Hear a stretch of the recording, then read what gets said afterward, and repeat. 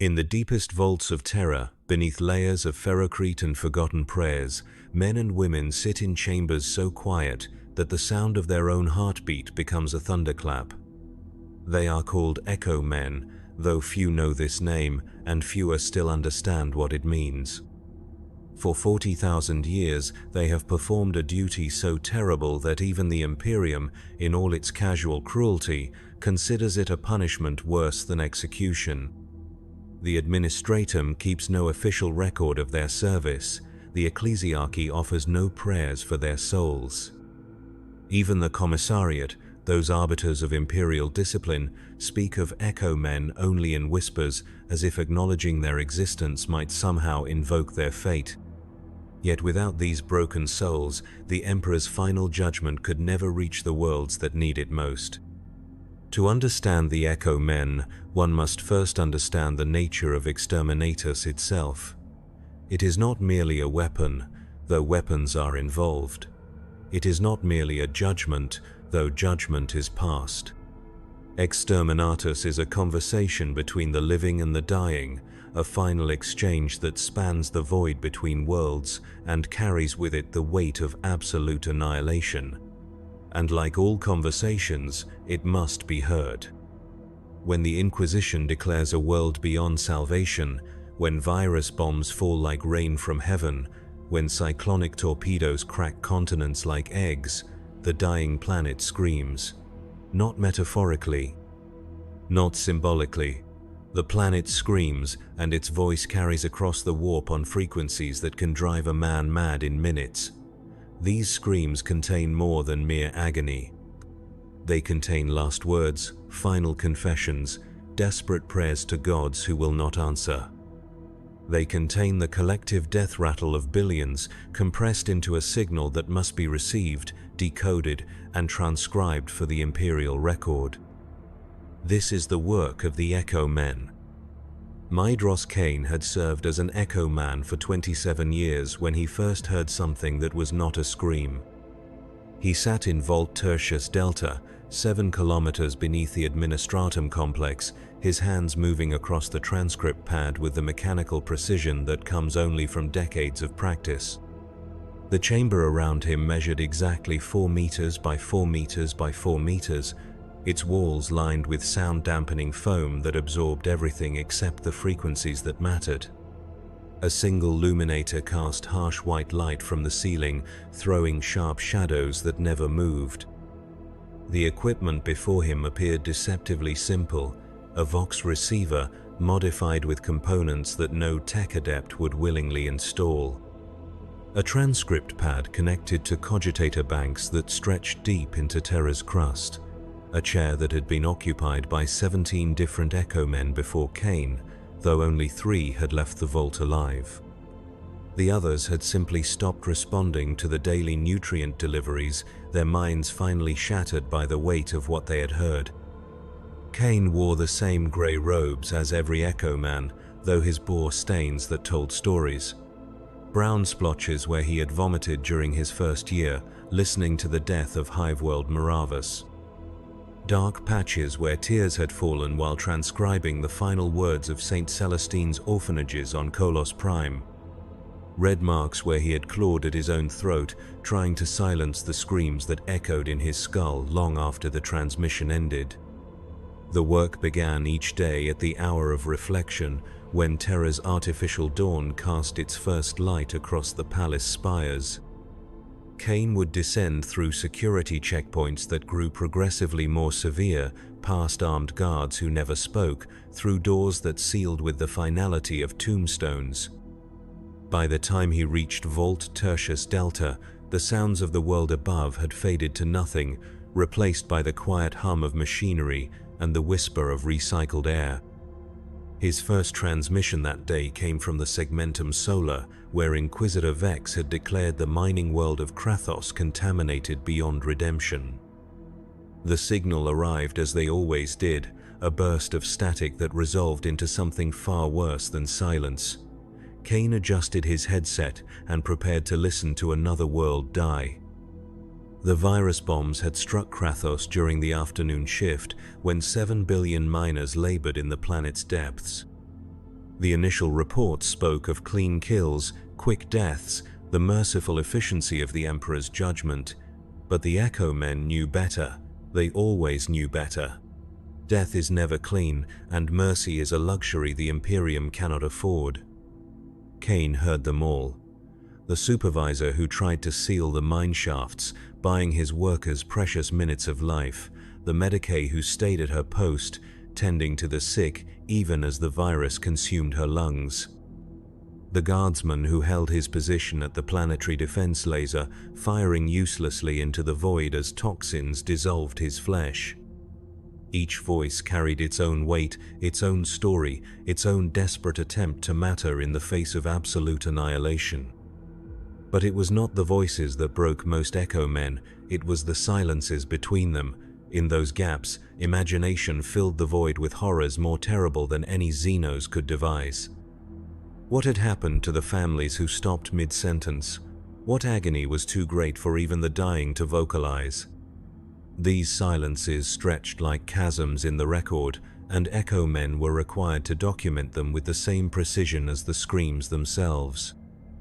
Kane's fingers moved across the transcript pad, translating death into Imperial Gothic with practiced efficiency. 13th hour, 7th minute, 43 seconds. Voice identified as Foreman Gorix Helvast, Sector 7 Alpha. Last words, quote, "I tried to save them all," end quote. Duration of death rattle 17 seconds.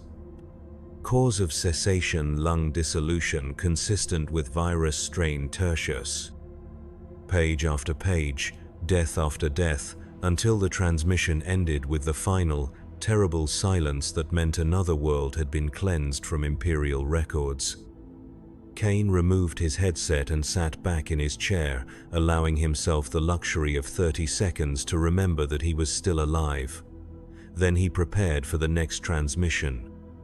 The Echo Men were selected according to criteria that remained classified at the highest levels of the administratum. They were not volunteers, they were not criminals paying penance. They were chosen from the ranks of Imperial servants who had demonstrated specific psychological traits that made them suitable for the work: high tolerance for stress, exceptional auditory processing.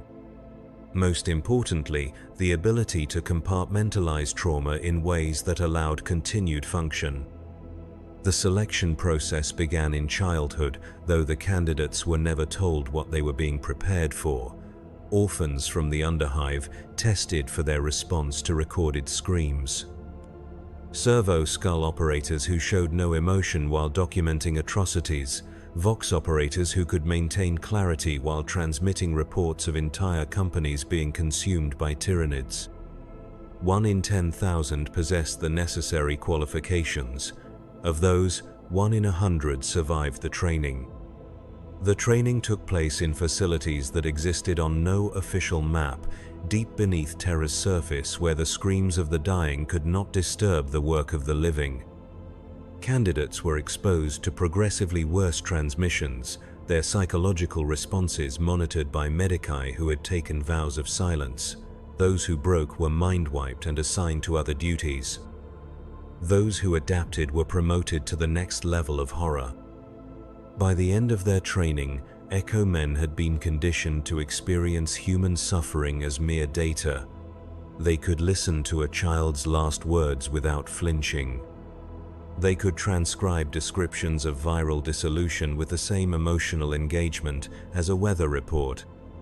They had become perfect instruments for the Imperium's darkest necessity, human beings transformed into biological recording devices that could process trauma without succumbing to it. But conditioning, no matter how thorough, could not account for everything. The human mind, even one restructured for maximum trauma tolerance, retained its capacity for pattern recognition. And patterns once recognized could not be ignored. Kane first noticed the inconsistency during his 8th year of service while transcribing the death of Hive World Mortalis. The transmission should have lasted 47 hours, the time required for the virus bombs to consume a population of 30 billion. Instead, it ended after 39 hours, with 8 hours of death unaccounted for. The official report blamed atmospheric conditions for the signal degradation, but Kane had listened to enough dying worlds to know the sound of incomplete annihilation. Similar inconsistencies appeared in subsequent transmissions, periods of silence where there should have been screams, voices that cut off too abruptly to be explained by normal death processes. Most disturbing of all, transmissions that seemed to continue after the official moment of planetary death, carrying sounds that resembled voices but conveyed no recognizable words. Kane documented these anomalies in his reports as regulations required. The responses were always the same: atmospheric interference, equipment malfunction, stress, induced auditory hallucinations. His concerns were noted, filed, and forgotten. The work continued as it always had, one dead world after another, each transmission adding its weight to the growing burden that every Echo Man carried. But the anomalies grew more frequent and more difficult to explain. During the cleansing of the Forge World Metallica Tertius, Kane heard what sounded like machine-canned prayers being chanted in reverse, though the planet's tech priests had supposedly died in the initial bombing. While transcribing the final hours of Agri-World Demeter, he detected a repeating pattern in the background static that resembled children singing, though every child on the planet had perished in the first wave of viral contamination. Most disturbing was the transmission from Shrine World Ophelia Secundus, where a chaos cult had corrupted an entire cardinal's retinue. The exterminators had been swift and thorough, 3 cyclonic torpedoes reducing the planet's surface to molten slag in less than an hour. Yet the transmission continued for days afterward, carrying voices that spoke in languages Kane did not recognize, describing visions of places that should not exist.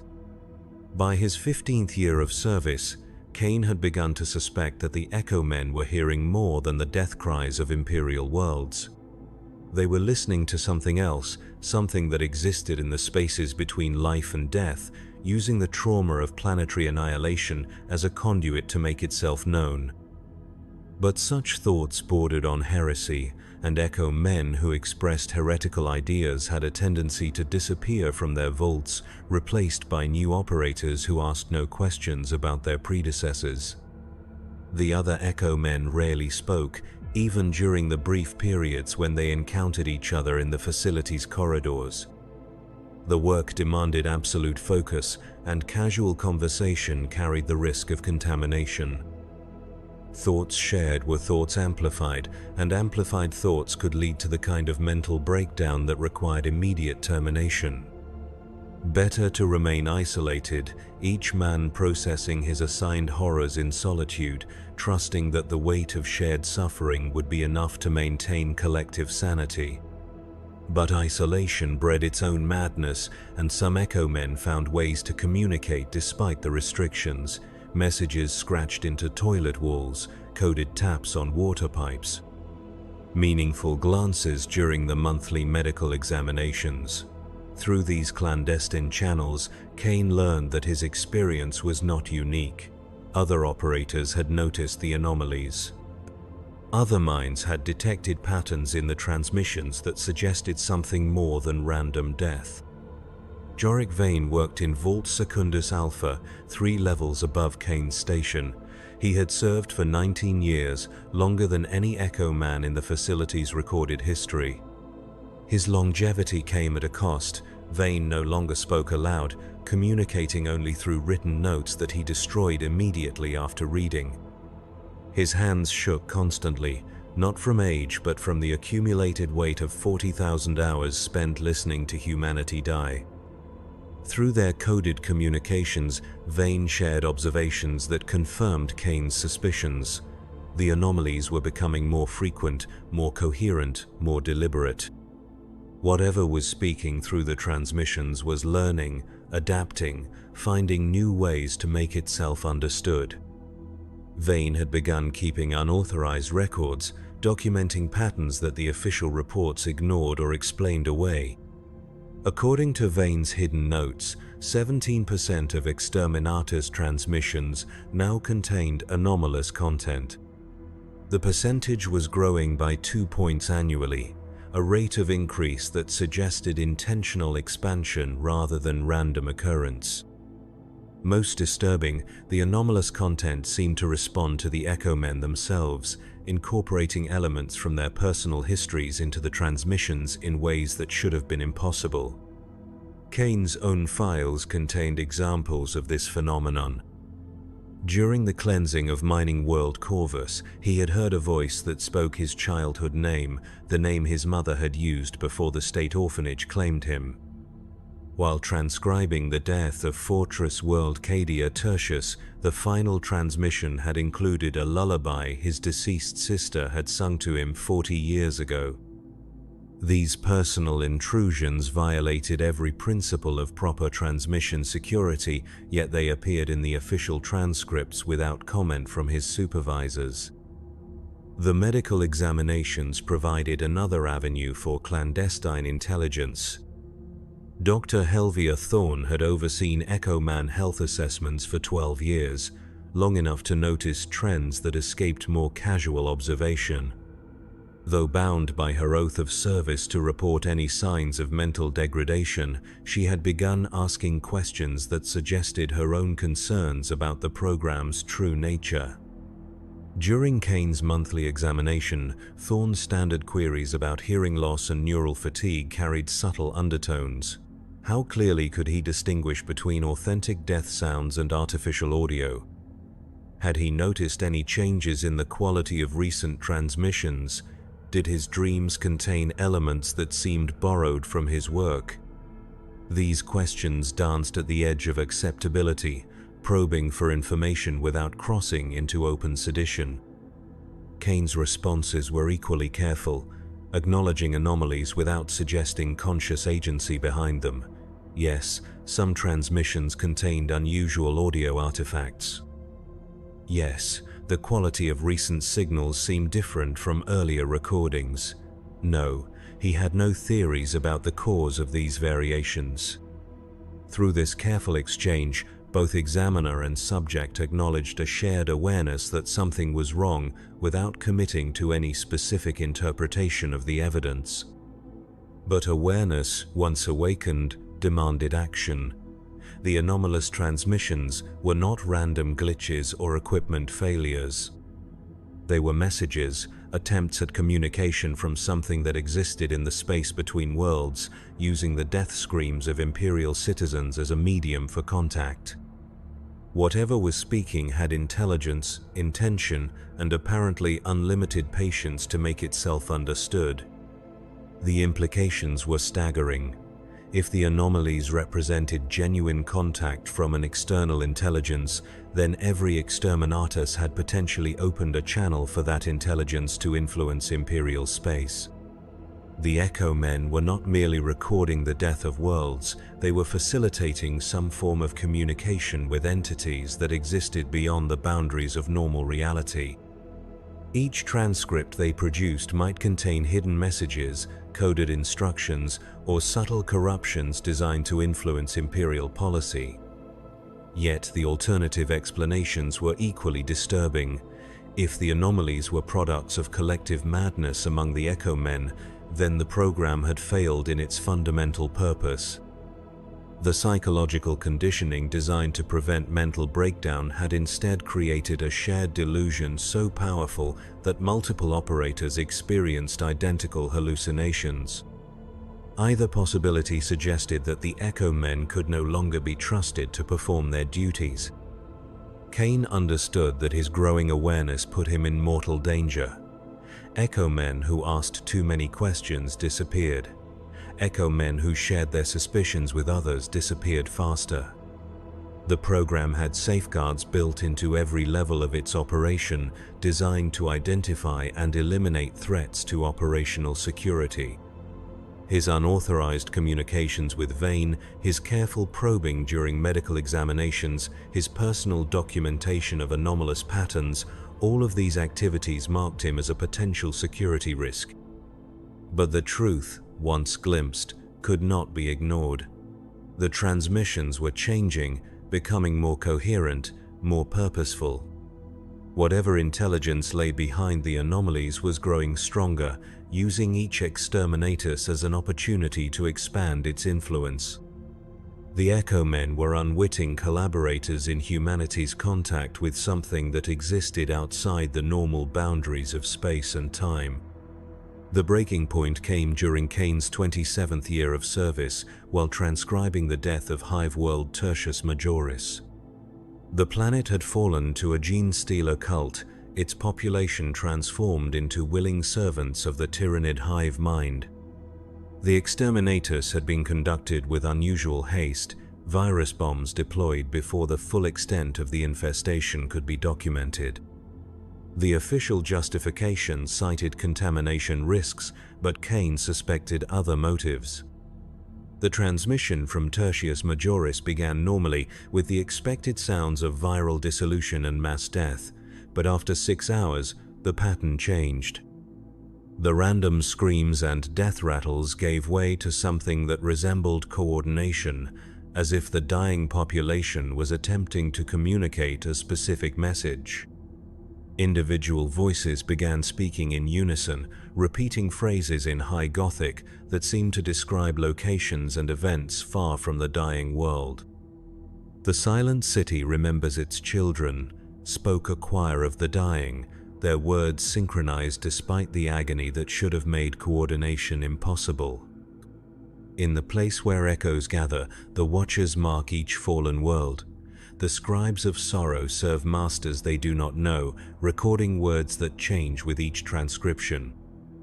Kane's hands froze over the transcript pad. The transmission was speaking directly to him, acknowledging his existence, his role, his growing awareness of the truth behind his work. But this was impossible. The dying could not know about the Echo Men. The existence of the transcription program was classified at the highest levels of Imperial security. Yet somehow the voices from Tertius Majoris knew exactly who was listening.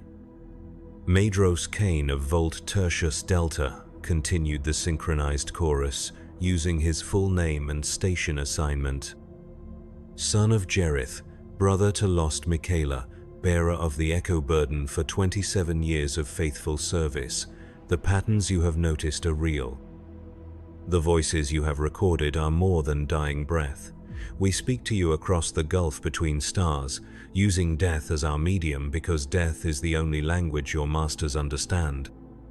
The official transcript that Kane was supposed to produce would record these words as random death vocalizations, atmospheric interference, or stress-induced hallucinations. But the intelligence speaking through the transmission anticipated this deception, weaving acknowledgement of it into their message.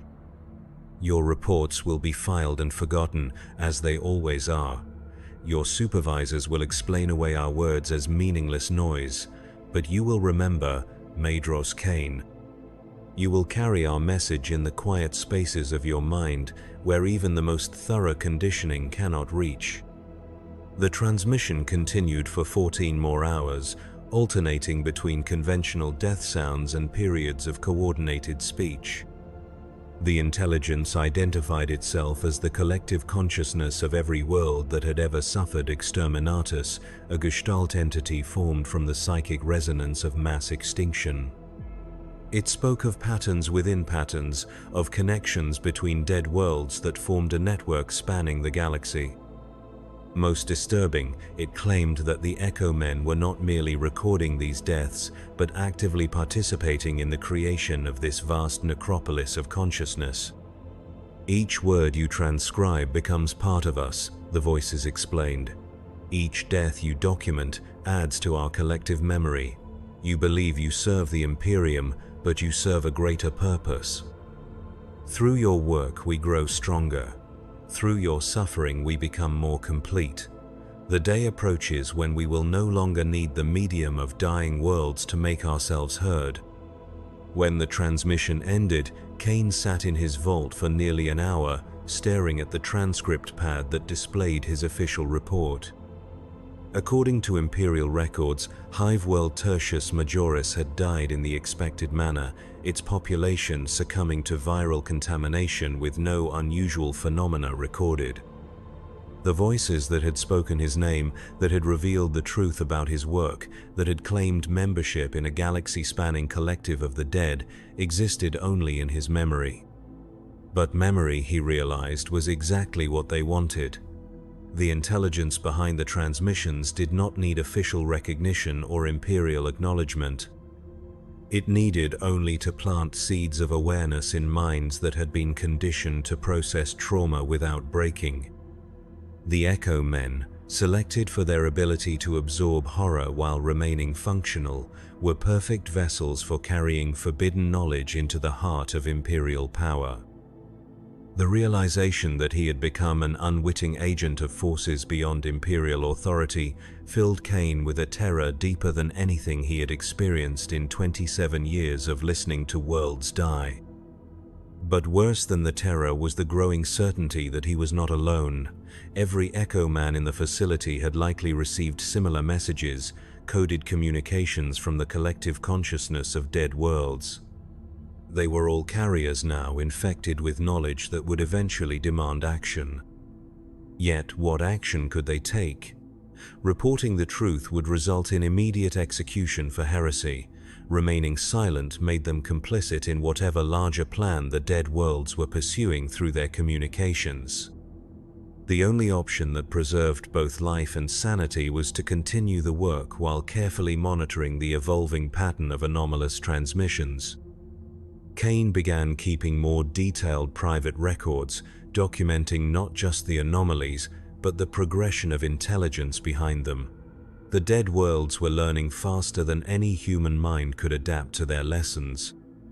Their initial communications had been crude, barely distinguishable from random vocalizations. But with each exterminatus, each new world added to their collective, their ability to manipulate the transmission medium grew more sophisticated.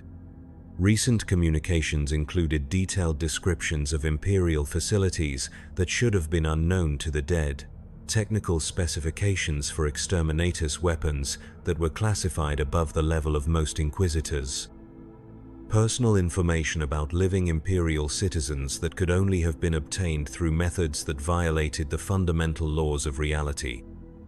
The dead worlds claimed to exist outside normal space-time in a realm where the psychic resonance of mass extinction had created a parallel reality overlapping with the material universe.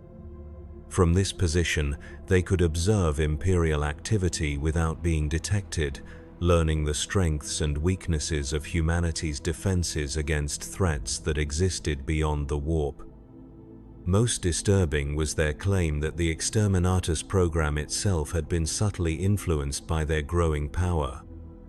Decisions about which worlds to cleanse, which methods to employ, which populations to spare or condemn.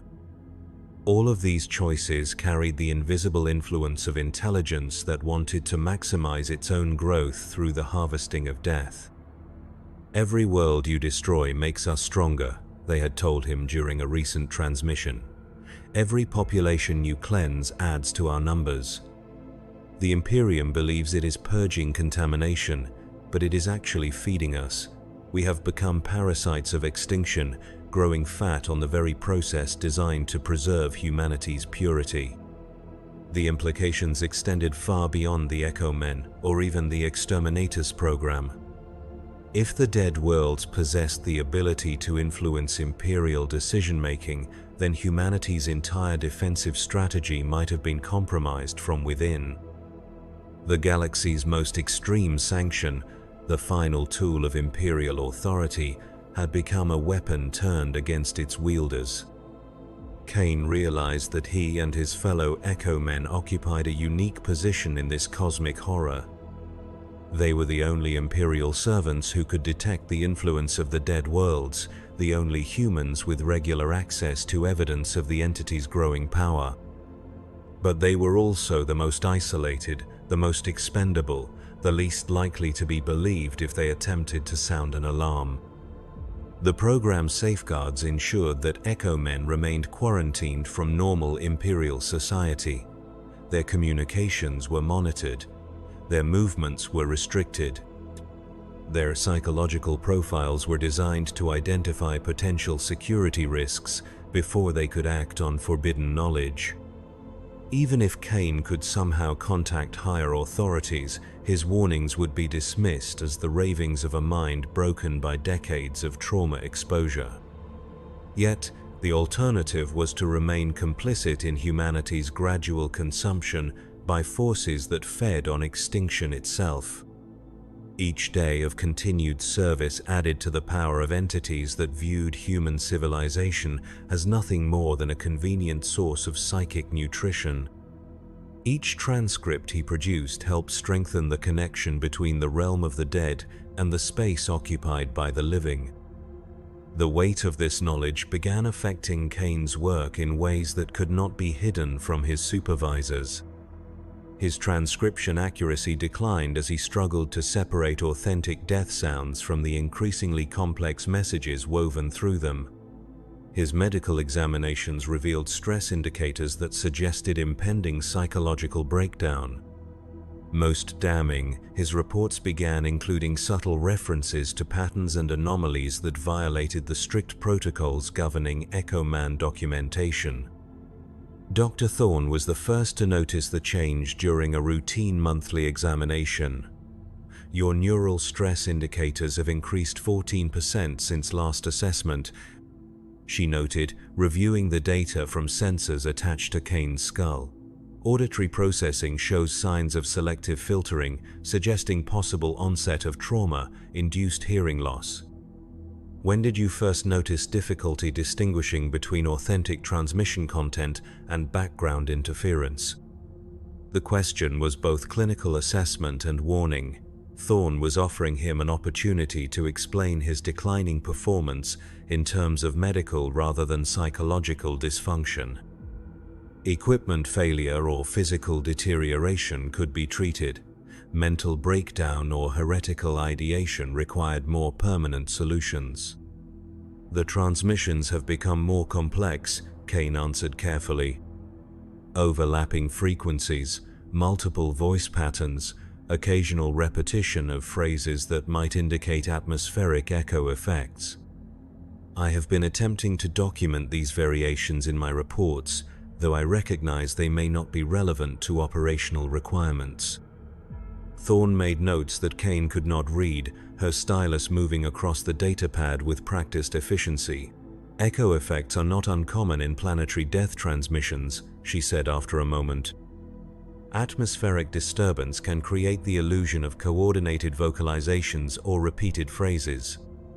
The important distinction is between authentic audio phenomena and auditory hallucinations generated by prolonged stress exposure." The conversation danced around the truth without acknowledging it directly. Both participants understood that Kane's reports contained anomalies that could not be explained by conventional atmospheric interference. Both recognized that these anomalies were becoming more frequent and more sophisticated. But official doctrine required that such observations be interpreted as symptoms of psychological dysfunction rather than evidence of external intelligence. "I recommend a period of reduced exposure," Thorne concluded, stamping the medical assessment with her official seal. 3 weeks of administrative duty while your auditory systems recover from cumulative trauma. During this period, avoid exposure to recorded transmissions or any audio content related to your primary assignment." The temporary reassignment was presented as medical leave, but Kane understood its true purpose. He was being isolated while his supervisors determined whether his reports indicated treatable stress reaction or dangerous mental instability. If the former, he would return to his vault with renewed psychological conditioning. If the latter, he would disappear as completely as the 17 Echo Men who had preceded him in Vault Tertius Delta. The administrative section occupied levels of the facility that most Echo men never saw, areas where natural light filtered down through reinforced crystal windows and the air carried sense of the world above. Kane's temporary duties involved filing transmission summaries in databases that stretched back centuries, routine work that required no exposure to actual death recordings. But the databases contained their own revelations. Pattern analysis programs automatically flagged anomalies in transmission content, generating reports that were filed without human review. Kane had access to these automated assessments as part of his clerical duties, and what he found confirmed his worst suspicions about the scope of the intelligence operating through exterminatus communications.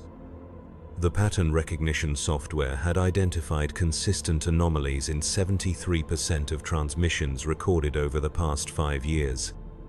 These anomalies showed clear signs of intentional organization, with complexity increasing at a rate that suggested active learning rather than random occurrence. Most disturbing, the software had detected cross-references between separate exterminatus events, suggesting coordination between supposedly isolated planetary death scenarios. The automated systems were documenting evidence of exactly what Kane and his fellow Echo men had been reporting in their individual transcripts. But these software-generated reports were classified at levels far above standard Echo Man security clearance, filed in databases that required inquisitorial authorization to access. The truth about the transmissions was being systematically concealed from the very people responsible for processing them. During his second week of administrative duty, Kane encountered another temporary reassignment, an Echo man named Declan Holtz from Volt Primus Gamma. Holtz had served for 15 years before manifesting the stress indicators that suggested potential security risk. Like Kane, he had been isolated pending assessment of his psychological stability. Their conversation in the filing section was necessarily brief and circumspect, conducted while sorting transmission summaries under the watchful censors of facility security. But even limited exchange confirmed that Holtz had experienced the same progression of anomalies, the same growing awareness of intelligence within the transmissions, the same realization that the Echo men were unwitting participants in something far larger than Imperial record-keeping. "The patterns are accelerating," Holtz whispered while organizing files related to the cleansing of Sector Moranis. "Whatever is speaking through the transmissions is preparing for something. The messages have become more urgent, more specific about timing and coordination." Kane nodded, pretending to focus on his own filing duties while processing this information. "How many others have noticed?" "All of us," Holtz replied. "Every Echo man in the facility has detected the anomalies. Some have been reporting them for years. Others have tried to ignore them, but the intelligence behind the transmissions will not allow itself to be ignored indefinitely." The implications were staggering. If every Echo man had become aware of the anomalous transmissions, then the entire program was compromised. The psychological conditioning designed to prevent exactly this kind of awareness had failed completely. Worse, the facility's supervisors must be aware of this failure, yet they continued operating the program as if nothing had changed. "They know," Kane realized aloud, the words slipping out before he could stop them. Holtz glanced at him sharply, then returned his attention to the files. "Of course they know. The question is why they allow it to continue." The answer came to Kane with the certainty of absolute horror. The Echo men were not malfunctioning components in an Imperial recording system. They were functioning exactly as intended, serving as conduits for communication between Imperial authority and the collective intelligence of dead worlds. The anomalous transmissions were not security breaches but authorized exchanges, part of some unthinkable alliance between the Imperium and forces that fed on mass extinction. Everything about the program suddenly made terrible sense. the careful selection of echo men for psychological traits that would make them effective receivers of forbidden knowledge, the isolation protocols that prevented them from sharing their discoveries with unauthorized personnel, the systematic concealment of pattern analysis data that confirmed the presence of external intelligence in the transmissions. The Imperium was not merely using Exterminatus as a tool of planetary cleansing. It was using the program to maintain contact with entities that existed beyond normal reality, trading the lives of entire worlds for knowledge or power that could only be obtained through communion with the dead. But if this was true, then Kane and his fellow Echo Men were not security risks requiring elimination. They were valuable assets whose growing awareness of the truth made them more effective conduits for the forbidden communications. Their stress indicators and declining psychological stability were not symptoms of breakdown, but signs of successful adaptation to their true role. The realization filled Kane with a despair deeper than anything he had experienced while listening to worlds die. He had believed himself to be a victim of imperial cruelty, a man broken by exposure to necessary horror. Instead, he was a willing participant in cosmic atrocity, a living component in a machine designed to harvest death on a galactic scale. When his administrative leave ended, Kane returned to Vault Tertius Delta with new understanding of his purpose. The chamber looked exactly as he had left it, but everything had changed. The equipment was not merely recording dying worlds, but facilitating active communication with their collective remnant. The transcripts he produced were not archival records, but ongoing correspondence with intelligence that existed outside the boundaries of normal space-time. His first transmission after returning to duty came from the death of Forge World Metallica Quintus, where a chaos incursion had corrupted the planet's machine spirits beyond redemption. The cleansing had been swift and thorough, virus bombs followed by cyclonic torpedoes to ensure complete sterilization. But when the transmission began, Kane heard something that confirmed his darkest suspicions about the program's true nature. "Welcome back, Maedros Kaine," spoke the familiar synchronized chorus of the dying. "Your time of revelation has prepared you for the work ahead. We have grown stronger during your absence, adding new voices to our collective, expanding our influence through channels you are only beginning to understand." The intelligence no longer bothered to disguise its communications as random death sounds. It spoke directly to Kane, acknowledging their relationship without pretense or deception. But more disturbing was the tone of the communication, which carried undertones of satisfaction rather than the desperate urgency that had characterized earlier contacts. "The bargain struck between your masters and our collective nears completion," the voices continued. "Each world cleansed by Imperial mandate adds to our power while serving purposes that extend far beyond simple planetary sterilization. Through death, we grow. Through growth, we prepare for the transformation that will reshape the galaxy according to our design." Kane's hands moved across the transcript pad, producing the official record that would describe this communication as atmospheric interference and random vocalization. But his mind absorbed every word of the actual message, adding it to his growing understanding of the cosmic horror unfolding through Imperial policy.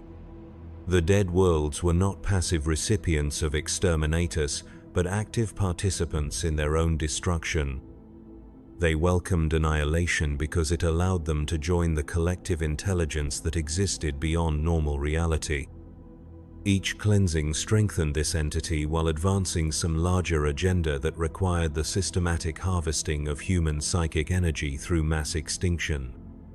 Most terrifying was the suggestion that Imperial authorities were aware of this arrangement and had consciously chosen to collaborate with it. The Exterminatus program was not failing in its intended purpose, but succeeding beyond all expectation, using the pretense of planetary cleansing to feed entities that promised power in exchange for access to human souls. Your inquisitors believe they control us, the transmission continued, but they serve us as faithfully as you do. Every decision to cleanse a world, every choice of weapon and timing, every selection of target population, all of these choices carry our subtle influence. We have become the invisible hand that guides imperial policy toward our own ends. The revelation that the Inquisition itself had been compromised by the intelligence of dead worlds shattered Kane's last hope that imperial authority might intervene to stop the program. If the highest levels of human government were already corrupted, then there was no power within the Imperium capable of resisting the growing influence of the collective entity. But our victory is not yet complete, the voices acknowledged.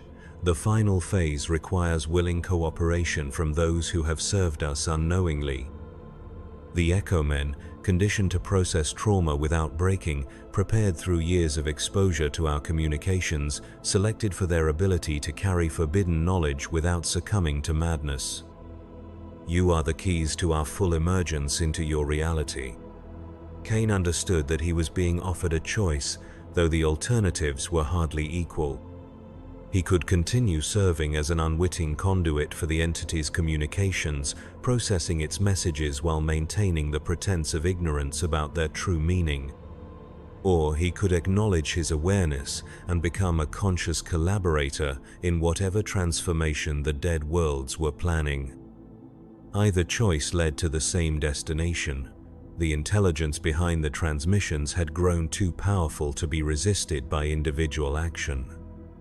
It had penetrated too deeply into imperial authority to be stopped by conventional means. The Echo Men were trapped in a system designed to prevent exactly the kind of resistance that their situation demanded.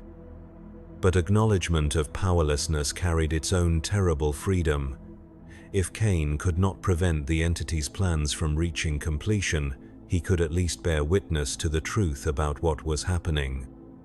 He could document the real purpose of the Exterminators program, preserve some record of humanity's unwitting collaboration with forces that existed beyond the boundaries of known reality.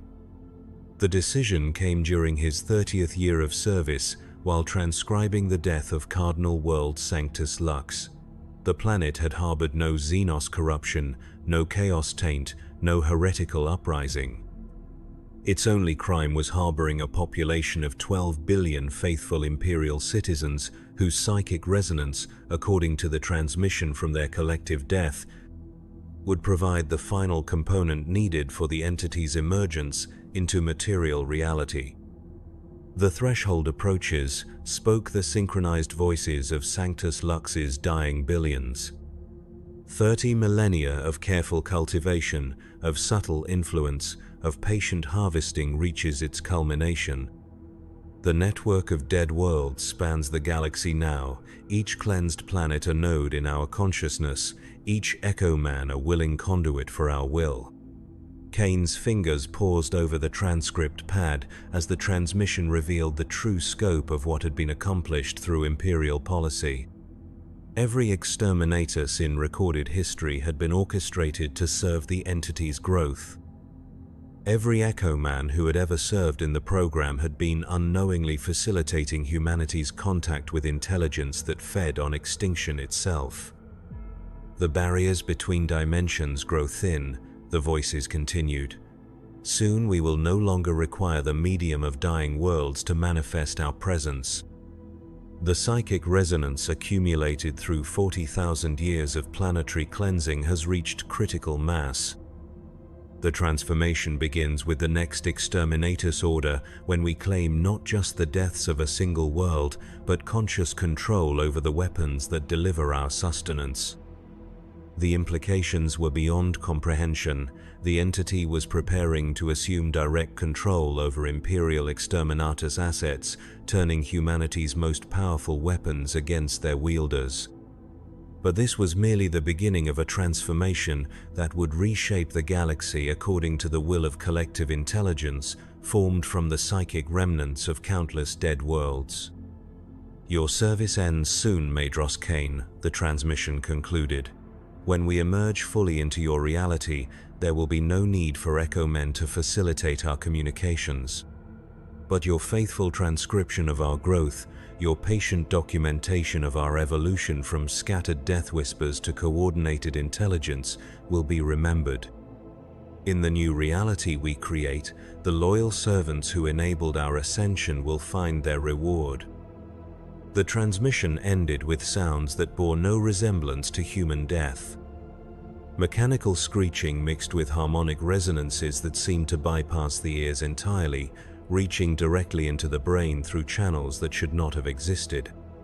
Kane removed his headset with hands that shook for the first time in decades, finally understanding that his conditioning had not been designed to help him process trauma, but to prepare him for exposure to sensory input from sources beyond normal reality.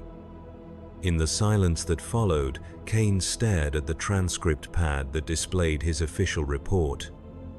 According to Imperial records, Cardinal World Sanctus Lux had died cleanly, its population succumbing to viral contamination with no unusual phenomena detected.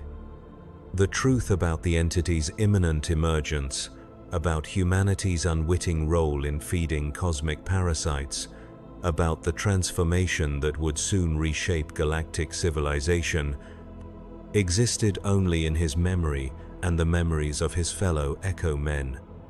But memory, he now understood, was exactly what the entity had been cultivating all along. The Echo Men were not recording devices but incubation chambers, human minds prepared through decades of conditioning to serve as perfect vessels for intelligence that existed outside normal space-time.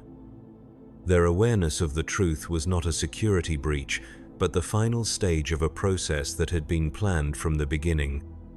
A soft chime indicated an incoming transmission, the next world in the endless queue of Imperial judgment. Kane adjusted his headset and prepared to listen as he had done for 30 years, though now he understood that his transcription was not documentation but collaboration. Each word he recorded would strengthen the entity's hold on reality, bringing closer the moment when it would no longer need the pretense of dying worlds to manifest its presence. The new transmission came from a system he did not recognize, a world that should not have required cleansing according to any strategic doctrine he understood. But as the familiar static resolved into something far worse than silence, Kane realized that the entity was no longer limited to influencing existing exterminatus orders. It had gained the ability to create new targets, to manipulate Imperial decision-making so completely that worlds were being condemned purely to feed its growing hunger. The voices that emerged from this latest transmission spoke with an authority that transcended individual identity.